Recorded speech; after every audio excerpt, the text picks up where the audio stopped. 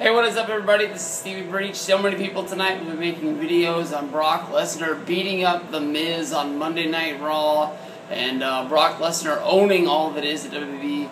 Here on this channel, we talk about the Hall of Pain. Mark Henry, the man himself, made his return to Monday Night Raw. It has been an awful long time since we've seen Mark Henry. He came out and he destroyed Daniel Bryan, Sin Cara, and Rey Mysterio. In my honest opinion, I believe this is going to be him leading up to taking the final spot in the SmackDown Elimination Chamber, with Daniel Bryan and Rey Mysterio both being former champions. And Sin Cara is sort of looked at as some sort of a legend, even though he hasn't really done much of anything in WWE yet.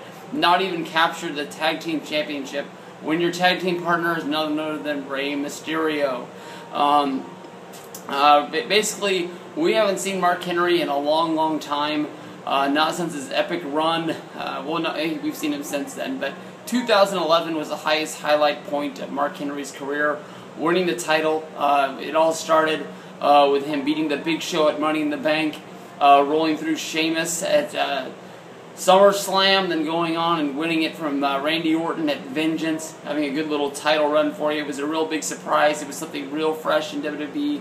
They needed something that we had never seen before. Mark Henry was the perfect guy to push, seeing how he'd been on the roster for 10-12 years. Then a highlight of his career is taking a job from The Undertaker at WrestleMania. Mark Henry got hurt a good long time ago, probably at least close to a year ago. Last time I remember seeing him was him showing up with Otunga, Mr. People Power himself, John Laurinaitis, Alberto Del Rio, Christian, and himself on a pay-per-view, taking the lead against Teddy Long, saying that they weren't going to work for him anymore, and they were heading off on their own, which set up the WrestleMania match, which was Team Teddy against Team Laurinaitis, Team People Power himself. Mark Henry wasn't used at WrestleMania. I guess he wasn't ready for his return, and his return just kept getting pushed back and back, further and further. People saw him around SummerSlam, leading people to think that he would make a return then. He even tweeted himself at SummerSlam that he was making his return sooner than later. He was just dotting the I's and crossing the T's on what he was going to be doing. SummerSlam was a long time ago, and basically a lot of people were thinking if he was going to be hanging up his boots, walking away and retiring from the WWE. Other things I had heard was that he was going to be coming back as Sexual Chocolate. Jack Swagger got to make his return last week to TV. He's being used as a sort of a meaner, badass character of himself. I think that's the way that Mark Henry needs to be himself as well. We have enough jokey guys in the mid-card that haven't been around in a long time. Mark Henry is a former champion and needs to be treated like that.